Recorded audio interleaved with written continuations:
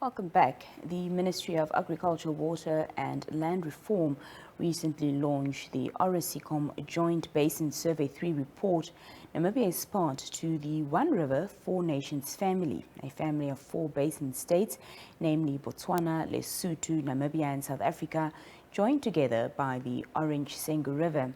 Joining us to elaborate more on the survey report is the Deputy Director of Water Basin Management at the Ministry of Agriculture, Water and Land Reform, Ndina Nashipili. Ndina, good evening and thank you so much for joining us here on the Daily Roundup. Good evening, Ndina. Thank you for having me. To begin with, Ndina, perhaps you can just talk to us about some of the key findings from this report and how they specifically impact Namibia's water management strategies. Yes, thanks. But before I dive into the findings, maybe I should just put our viewers in perspective. The Orange-Senqu River Basin is one of the largest river basins within Africa, crossing over 4 countries, as Nina had said, stretching for over 2,000 kilometers, covering a land surface area of over 1 million square kilometers, supporting over 20 million people, including the economic hub of Gauteng in South Africa. The basin is highly developed.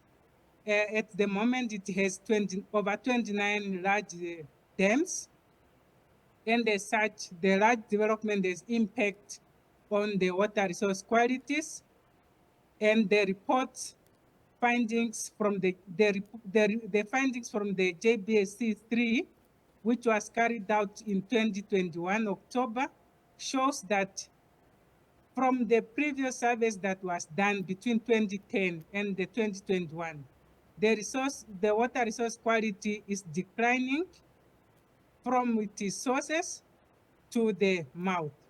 And this declining water quality resources is more pronounced within the upper stream of the basin.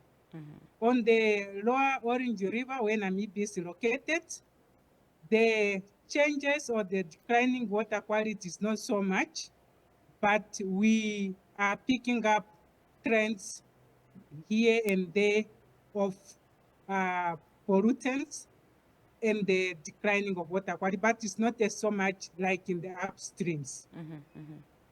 How does this report address the challenges of water scarcity and allocation in Namibia, particularly in relation to agriculture and rural communities?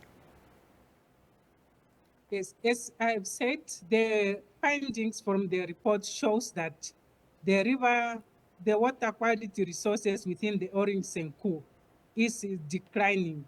What does this mean? It means that the water that we have, even if we have them in quality that is sufficient, the quantity that is sufficient, the quality being poor, it affects the availability that we have, that we can allocate to our users, because it might not be fit for the purpose that is intended.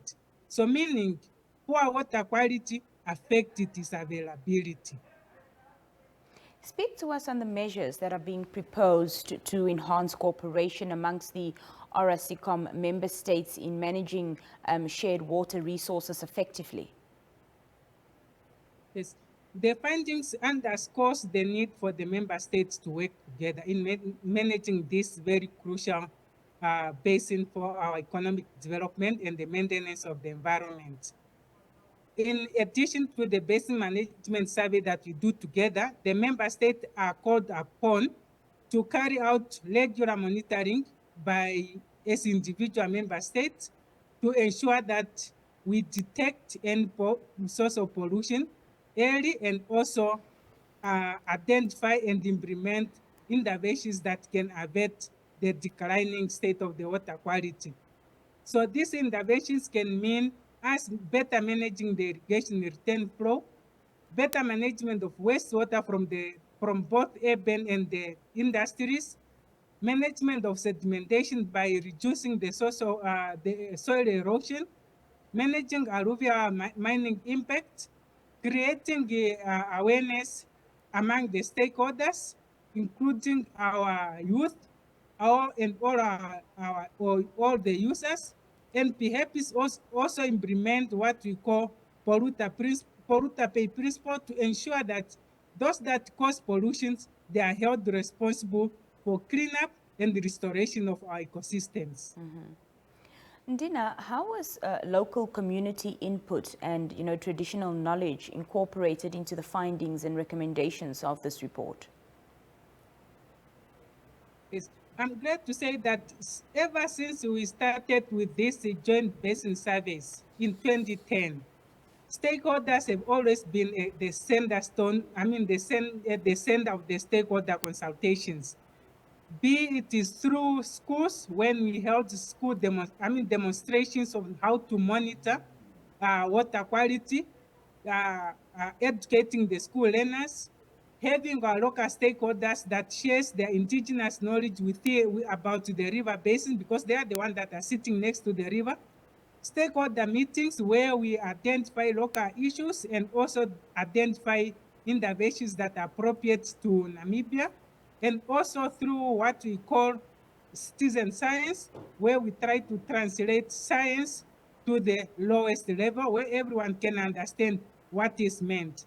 And the involvement of local stakeholders have also contributed to us having some of our stakeholders involved in monitoring of water levels and the water quality, which at points also shared with the ministry for us to capture in our database or to inform other member states of the issues that we are picking up at the Lower Orange because we are sitting downstream. Now that the data has been gathered and the recommendations have been made, how is it going to be translated into actionable policies and programs on the ground? Yes, thank you very much for the question. As a starting point, this scientific report has always been translated or packaged on what we call a coffee table book. This coffee table translates the scientific analysis into what we believe is a layman's language, where the message is to be understood by everyone, including our decision makers. And in addition to having coffee table, which simplifies the scientific findings, we also develop what we call basin-wide strategic action plan, which are then translated into national action plan, which are implemented at country level. And Namibia is part of the SAP or strategic action plan, and we also have developed a NAP. And at the moment, we just finalized development of a NAP for Namibia chapter of the Orange-Senqu. And these NAPs are incorporated into national national institutions plan for their implementations. Talk to us perhaps about the steps that will be taken to not only monitor but evaluate the implementation of this report.